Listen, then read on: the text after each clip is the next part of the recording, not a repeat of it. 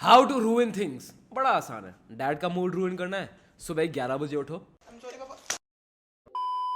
अपने फ्रेंड का मूड रूइन करना है तो उसको मूवी का स्पॉइलर बता दो। दिल तो में और अगर अपनी शादीशुदा जिंदगी के 3 दिन रूइन करने कंप्लीटली, तो ये पर्सनल एक्सपीरियंस बताता हूँ, अपनी वेडिंग एनिवर्सरी भूल जाओ, 3 दिन तो पक्का खत्म। ये सब चीजें करने में बड़ा मजा आता है और हम करते भी रहते हैं। बट दोस्त, आज मैं आपको बताऊंगा दो 7 unique ways in which you can completely ruin your portfolio. So without any further ado, let's start. Hi guys, my name is Harsh Goyla and I'm an investor, trainer and mentor in stock markets. और आज हम जो 7 point discuss करने वाले हैं, ये 7 point या तो आप यूज कर सकते हो अपना पोर्टफोलियो कंप्लीटली खत्म करने के लिए, या अगर आप थोड़ा स्मार्ट हो तो ये 7 पॉइंट आप यूज कर सकते हो कि यू मेक श्योर कि ये गलतियां आप कभी ना करो अपने पोर्टफोलियो में, सो दैट आपका पोर्टफोलियो बेस्ट बने। Now without any further due, point by point start करते हैं। पॉइंट नंबर 1 है emotionally connected to a stock. हाँ, अब हम इंडिया में रह रहे हैं। इंडिया वो देश है which is very high on emotion. यहाँ पे इमोशन इतने ज़्यादा हाई हैं कि एक लड़के को एक लड़की की फेसबुक में डीपी देख के प्यार हो जाता है। मजाक को रखते हैं साइड में, अब रियलिटी बात करना। आप देखोगे Indians on a general basis बहुत इमोशनल होते हैं। जैसे if you have got the opportunity to ever interact with the foreigner, with the American और ब्रिट और ऑस्ट्रेलियन, आप देखोगे ये लोग बहुत डायरेक्ट होते हैं। ये अच्छा, ये खराब है, अच्छा, ये खराब है। एक और अगर वो आपको बोलेंगे ना, आपको लगेगा ये मुझसे कैसे बात कर रहा है, आपको यू विल फील अनकंफर्टेबल, ठीक है। बिकॉज अगर सपोज आपको मुझसे और मुझे आपसे बात करनी है, मैं आपको ये नहीं बोलूंगा ये अच्छा है खराब है, अच्छा है खराब है। मैं बोलूंगा ये कर लेते हैं, अच्छा इसको ऐसे ट्राई कर लें, ऐसे कर लें, बिकॉज इमोशन, हमारा इमोशनल वैल्यू बहुत ज़्यादा हाई है। अब इसके प्रोज बहुत ज़्यादा है, उल्टा बहुत ज़्यादा प्रोज है मेरे हिसाब से, बट स्टॉक मार्केट में इसके सिर्फ नुकसान ही हैं। क्यों? अगर आप अपने स्टॉक से इमोशनली कनेक्ट हो जाओगे ना, आपका ब्रेन आपको रीजन देता रहेगा कि नहीं ये ठीक है, इन्वेस्ट करो, इन्वेस्ट करो, इन्वेस्ट करो। मैं आपको एग्जांपल दे रहा हूँ, वन ऑफ आवर स्टूडेंट्स, उनको मैंने किस तरह उनसे आर पावर मैंने उनको बेचने को फोर्स किया है। ये 3-4 महीने पुरानी बात है कि वो बेचने को तैयार नहीं थे। वो आर पावर में इन्वेस्टेड थे काफी टाइम से, उनको 1.5-2 साल हो गया था। एंड ही थॉट कि नहीं हर्ष, ये चलेगा, Mukesh Ambani will take over, this will happen, and he was keep giving himself reasons, but the fact was कोई लॉजिकल रीजन था ही नहीं। वो स्टॉक से इमोशनली कनेक्टेड थे। तो अगर आपके पोर्टफोलियो में कोई स्टॉक है, आप इमोशनली कनेक्ट हो गए हो, तो दोस्त उस स्टॉक को अभी बेचो, चाहे प्रॉफिट हो रहा नुकसान, बिकॉज वो ज़्यादा लंबी चलने वाली कहानी नहीं है। Understand this. स्टॉक मार्केट्स में इमोशन नहीं चाहिए। स्टॉक मार्केट्स क्या है? एक बस स्टॉप की तरह है। जैसे एक बस स्टॉप होता है, वैसे एक स्टॉक मार्केट एक अपॉर्चुनिटी स्टॉप। जैसे मैं बोलता हूँ, बस स्टॉप में एक बस गई, 2 और आएंगी, 3 और आएंगी, आती रहेंगी, right. Same in opportunity stop like stock markets, एक अपॉर्चुनिटी गई, कुछ फर्क नहीं पड़ता, उसके पीछे 100 अपॉर्चुनिटी और आपके पास आएंगी। So just take stock markets कि आप यहाँ से पैसे कमाने के लिए हो, यहाँ इमोशंस और प्यार करने के लिए अपने स्टॉक्स नहीं हो। You are just here to earn money, that's it. Point number 2 है long term investment in a sector you have no idea about. ठीक है, अब ये बहुत लोग करते हैं। हो क्या रहा है, जैसे अभी रिसेंटली मैंने इलेक्ट्रिकल व्हीकल्स पे वीडियो दी थी, if you haven't watched it you should definitely check it out. तो बहुत लोग हैं जो बोलेंगे हर्ष हम तो ईवी में इन्वेस्ट करें, ये करें, वो करें, क्योंकि obviously for the longer term of time और स्पेशली इन मार्केट सिचुएशन यहाँ पे बड़ा ज़्यादा हाइप हो रहा है। अभी बड़ा अच्छा लग रहा है कि यार 5-6 साल के लिए मार्केट्स में इन्वेस्ट करना तो बहुत ही सेंसिबल मूव है, तो 100% करना है। बट अब ये सोचो, पेपर में 5-6 साल और रियलिटी में 5-6 साल बहुत डिफरेंस है। ये सोचो 5 साल पहले आप क्या कर रहे थे और अब क्या करो, are you seeing the vast difference? तो 5 years is a big amount of time. तो if you are invested in long term, जो अच्छी चीज़ है, but if you invest in long term in a sector और स्टॉक जिसके बारे में कुछ आइडिया नहीं है, आप उसमें कभी टिक ही नहीं पाओगे। और ये मैं आपको अपने एक्सपीरियंस से बता रहा हूँ कैसे। अभी सपोज आप मोटिवेट हो गए, कुछ इंस्पिरेशन मिल गई, यार ये लॉन्ग टर्म इन्वेस्टमेंट करेंगे, आपने इन्वेस्ट कर दिया लॉन्ग टर्म, बाद में होगा क्या वो इमीडिएटली रिटर्न देगा? नहीं, 5-6 साल हो सकता है, 1-2 साल तक लॉसेस भी हो जाए आपको। बट ड्यूरिंग दैट टाइम जब लॉस हो रहा होगा ना, दूसरे स्टॉक्स ऊपर जा रहे हैं, फार्मा ऊपर जा रहा है, बैंकिंग ऊपर जा रहा है, कोई और सेक्टर ऊपर जा रहा है, उस समय आप पागल हो जाओगे। वो कंट्रोल नहीं होता है, मैं मजाक नहीं कर रहा हूँ। वो टाइम होता है जब भगवान से भी भरोसा हो जाता है एंड यू वांट कि इसको बेचो, मैं उसमें जा रहा हूँ। ठीक है, ये सिचुएशन आप अभी देख सकते हो। अभी कितने स्टूडेंट्स हैं तो उनका पहले से म्यूचुअल फंड पोर्टफोलियो बना होता है, जनरली बना होता है। तो जब भी होता है कोई ज्वाइन करता है तो वो अपना म्यूचुअल फंड पोर्टफोलियो या पूरा इन्वेस्टमेंट पोर्टफोलियो मुझे दिखाएंगे या मेरी टीम ऑफ मेंटर्स को दिखाएंगे। तो ये एक क्वेश्चन मेरे पास हर बार आ रहा है, लोग बोल रहे हैं कि हर्ष मेरा ना म्यूचुअल फंड भी है बट या मार्केट्स आउट परफॉर्म कर रहे हैं, सोचो म्यूचुअल फंड बेच दो। अब मैं उनसे पूछा म्यूचुअल फंड खरीदा क्यों था? उन्होंने बोला लॉन्ग टर्म के लिए, 2 साल के लिए, 3 साल, 5 साल, 10 साल, व्हाटएवर द पीरियड इज। तो मैं बोला बेच क्यों रहे हो अगर टाइम नहीं हुआ है तो? क्योंकि हर्ष मार्केट्स आउट परफॉर्म कर रहा है। तो सेम सिचुएशन हम देख रहे हो, बिकॉज उनकी म्यूचुअल फंड्स हैं बट मार्केट आउट परफॉर्म करे तो अंदर से आग लग गई है, अरे यार उसको बेचो, जो ओरिजिनल आइडिया था वो हट गया है। ऑन दी अदर हैंड, अगर आपको यकीन है इलेक्ट्रिकल व्हीकल्स में, एग्जांपल ले रहा हूँ, और आपको पता है ये सेक्टर अच्छा करेगा, and if you invest in sector that you know about और ये आपको अच्छा करेगा, चाहे कुछ भी हो जाए ना, you will always have that long term conviction to hold that sector. Otherwise क्या होगा, आप सोचोगे लॉन्ग टर्म इन्वेस्टमेंट, बट हर 6 महीने में आप चेंज करते रहोगे ट्रैक्स और उसका फायदा कुछ नहीं होने वाला। पॉइंट नंबर 3 है फाइनेंस इज टू डिफिकल्ट। अब इसमें ना 2 कैटेगरी लोग आते हैं। अरे bro please, I don't have time for mutual fund and stock market, is too complicated shit, I don't know this. मैं नेटफ्लिक्स से नया शो आया, मैं वो देखने जा रहा हूँ। यार स्टॉक मार्केट बड़ा कॉम्प्लिकेटेड है यार, मैं अपने काम में बिजी हूँ, मैं फाइनेंस में टाइम नहीं लगा सकता, तो मैं क्यों इसमें टाइम वेस्ट कर रहा हूँ यार, ये मुझे आता ही नहीं है, ये बहुत कॉम्प्लिकेटेड है। I fear no man, but that thing,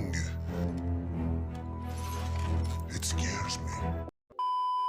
तो अगर आप पहली कैटेगरी से हो जो too cool for stock markets है, my friend I get it, आप क्यों फील करो, because you are young and आपको ऐसे लग रहा है, बट आई होप ऐसा डे आए ना, बट ऐसा डे जरूर आएगा that you will regret this statement heavily. और अब सेकंड कैटेगरी में आते हो कि यार आपके पास जॉब है, बोल रहे हैं मेरे पास स्टॉक मार्केट से टाइम नहीं है, मैं तो बस इन्वेस्ट करता हूँ, जो मेरे मामा चाचा ताऊ जी जो भी बोल रहे हैं मैं इन्वेस्ट करता हूँ उसके बिहाफ में। एंड अगेन मैं आपको बता रहा हूँ, यू विल रिग्रेट दैट। क्यों? Because money is a very integral part of a life. अगर आप खुद देखोगे, मनी इज लाइक ब्रीदिंग। आप सांस ले रहे हो, क्या आप सांस के बिना रह सकते, या बोलोगे नहीं मेरी सांस नहीं आती, कोई और मेरे लिए कर लेगा? नहीं, same whatever you do in life, आपको पैसे से इंट्रैक्शन आपका रहेगा ही रहेगा। And learning about money is not difficult at all. Invest क्या करना है, कहानी करना, it is not difficult at all. So please understand this. If you are someone who is falls in these 2 categories, और हो सकता है आप नहीं करोगे बिकॉज आप हमारा कंटेंट देख रहे हो, बहुत तेज हो रहा है, बहुत तो आप एफर्ट डाल रहे हो, तो you are not in that category. But I am sure you know people like this, उनको ये बताओ, if they don't learn how to manage their finances, they can not do anything in their life, because चाहे कुछ भी होगा, money से आपका relation होगा ही होगा। और आज तक मैंने ऐसा कोई भी सक्सेसफुल पोर्टफोलियो नहीं देखा अपने 11 साल करियर में कि किसी और ने बताया है और वो पोर्टफोलियो अभी तक सक्सेस कर ही जा रहा है, कर ही जा रहा है, कर ही जा रहा है, ऐसा कोई नहीं है। And if you want learn stock markets my friend, if you are someone who has no idea finance, in 2 categories follow करता है, आई हाईली रिकमेंड यू, हमारा पूरा कोर्स है on stock markets, link is in description, definitely check it out. Point number 4 है insurance. अब insurance आपके portfolio का बहुत ज़्यादा ही इंटेग्रल पार्ट है। पोर्टफोलियो का मतलब ये नहीं कि सिर्फ आपके इन्वेस्टमेंट्स ही हैं उसमें। अब इंडियंस में सबसे बड़ी इशू जो मैंने देखी अपने एक्सपीरियंस में, दैट इंडियंस ना इंश्योरेंस और इन्वेस्टमेंट को मिक्स कर देते हैं। कैसे?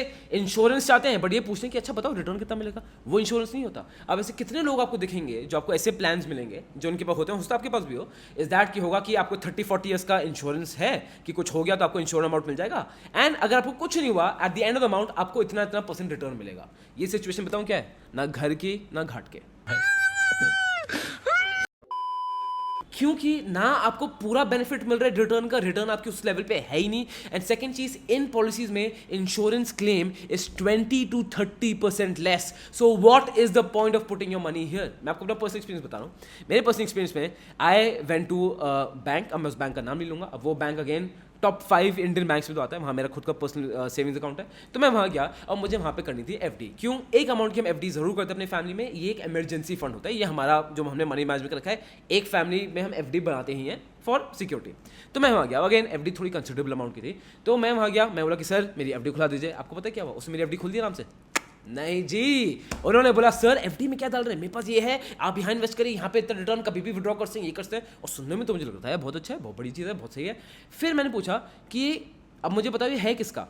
तो वो किसी एएमसी का नहीं था, जैसे एएमसी क्या हो गई जो म्यूचुअल फंड्स कंपनीज का नहीं था, वो उस बैंक की इंश्योरेंस कंपनी का था। आप समझो हर बैंक की इंश्योरेंस कंपनी होती है, उस बैंक की इंश्योरेंस कंपनी। मैं बोलता है तो इंश्योरेंस का है, तो ये इन्वेस्टमेंट कैसे है? बोलते सर आपको इंश्योरेंस कवरेज मिल जाएगा इसमें, और मुझे ऐसे प्लान्स चाहिए ही नहीं। Understand this, on paper you might think यार ये प्लान तो बेस्ट हैं, इसमें फ़ायदा ही फ़ायदा है, बट अगर ऐसा कोई प्लान है जिसमें आपको सिर्फ फ़ायदा ही फ़ायदा दिख रहा है and you can not understand how will that person earn और how will that body earn, वो प्लान आपको लेना ही नहीं है। नेवर बाय अ पॉलिसी और any plan that is too complicated for you to understand. So the best thing you should go for here is only a term insurance and a health insurance, but a term insurance is must. Never mix insurance and investment together.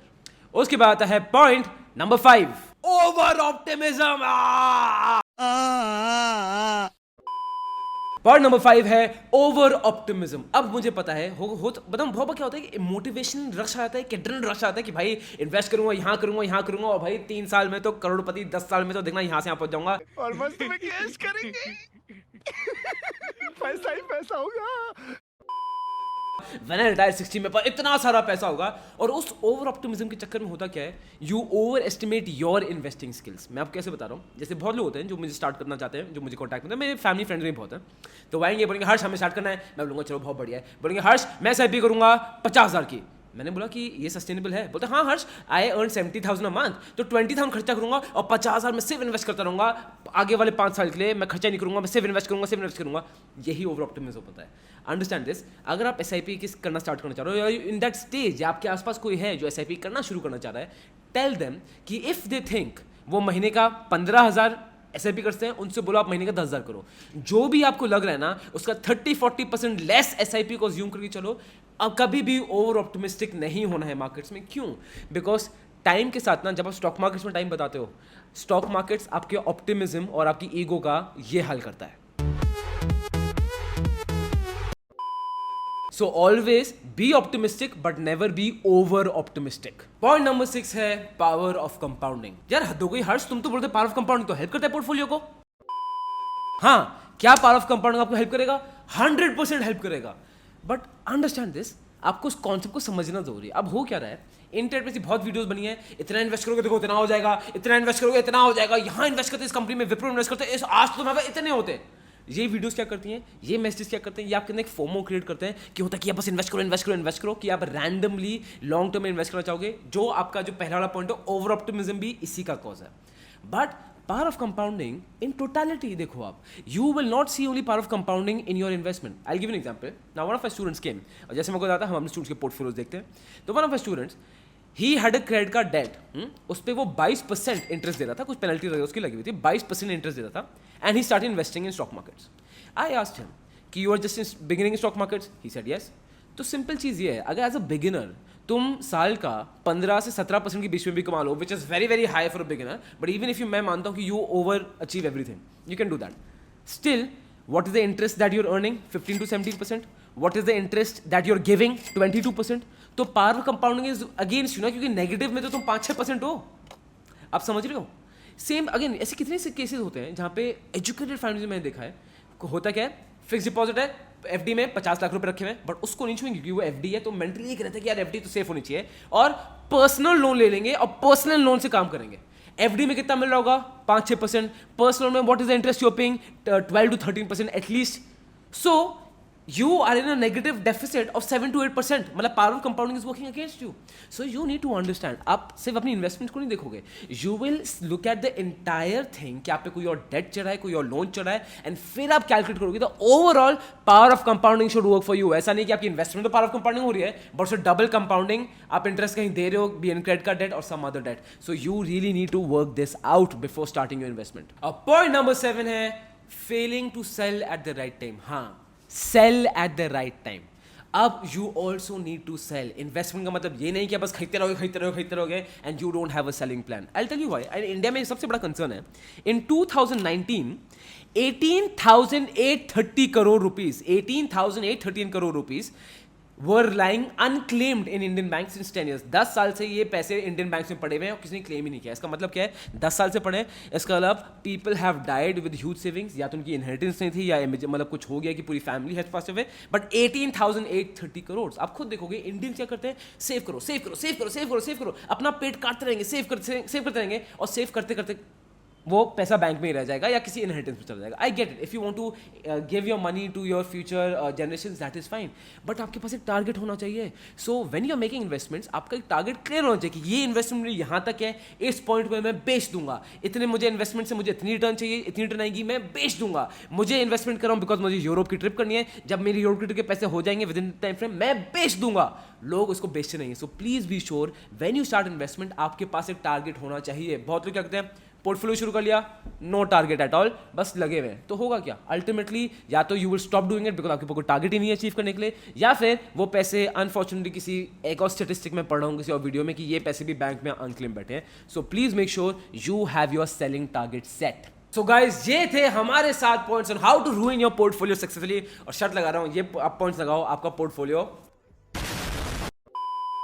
But because we believe in bonuses, तो ये आपको मैं दे रहा हूँ एक bonus point, और इस bonus point के साथ आपको मिल रहा है एक bonus downloadable completely for free. और ये बोनस पॉइंट है the point number 8, which is not understanding your risk capability. अब रिस्क केपेबिलिटी समझना बहुत ज़रूरी है। क्यों? इसलिए आप देखोगे किसी आप पोर्टफोलियो कॉपी करो ना, वो आपके लिए चलेगा नहीं, बिकॉज उसका रिस्क टेकिंग फैक्टर बहुत सेपरेट है।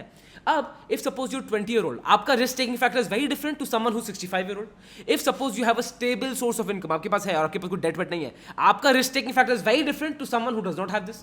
If you come from a wealthy family, you will tend to take more risk, but if you have someone who is not from a wealthy family, वो risk लेगा नहीं, because उसको डर लगता है पैसे लूज करने से, विच इज फाइन। तो एक आदमी का रिस्क केपेबिलिटी ना बहुत सारे फैक्टर्स पर डिपेंड करता है, ठीक है। And you need to understand your risk, you need to calculate your risk before you understand कि आपके लिए पोर्टफोलियो में बेस्ट इन्वेस्टमेंट कौन सी है। इसके लिए कैलकुलेशन करने के लिए कोई टेंशन की बात नहीं, मैं आपको टूल दूंगा डाउनलोडेबल, बट उससे पहले केस स्टडी बड़ी इंटरेस्टिंग है, ठीक है, ये मैं आपको समझा रहा हूँ, आ जाओ। अब एक केस स्टडी है मिस्टर रवि की। Mister Ravi came to me, he has a 3-year-old son, ठीक है। अब रवि टोल्ड मी कि हर्ष देखो यार, मैं 3 साल का लड़का है, अब मुझे एजुकेशन के लिए पैसा बचाना है ऑफकोर्स। तो ही सेड कि हर साल, जैसे मैंने यहाँ लिखा है, हर साल मैं 1 लाख रुपए इन्वेस्ट करना चाहता हूँ for my child's education for 15 years. तो क्योंकि 15 साल बाद, या अगर ये मैं 15 ईयर्स यहाँ डाल दूंगा, तो 15 साल बाद उनका बेटा कितने साल का हो जाएगा? 18 साल, तब उसको पैसे चाहिए होंगे। सो आई आस्क्ड, ठीक है सर, अगर आपको इतना चाहिए तो व्हाट डू एक्सपेक्ट? बोलते हैं हर्ष देखो, मैं हर साल 1 लाख रुपए डालूंगा 15 साल के लिए। ऑफकोर्स मुझे इसमें रिस्क बहुत कम चाहिए, क्यों? ये एजुकेशन के लिए पैसा है। एंड रिटर्न कितना एक्सपेक्टेड है? 30 लाख। 1 लाख फॉर 15 ईयर्स कितना हो गया? 15 lakh. And the return he aspects is 30 lakhs, which is double. अब आप मुझे बताओ इनके लिए बेस्ट इन्वेस्टमेंट कौन सी है? आप बता पाओगे क्या? इनके लिए पोर्टफोलियो डिजाइन कर पाओगे? नहीं। We need to understand first कि इनकी रिस्क टेकिंग कैपेसिटी क्या है। इसके लिए let's do a simple calculation. आ जाओ। अब इसमें आप देखोगे तो मैं सिंपली लिखता हूं equal to rate, bracket open, n पर कितना था? एन पर हो गया टाइम पीरियड जो था 15 साल, कॉमा पीएमटी कितना था? रेगुलर पेमेंट जो 1 लाख था, तो -1 लाख, 1 2 3 4 5, माइनस इसलिए क्योंकि पैसे जा रहे थे, ठीक है।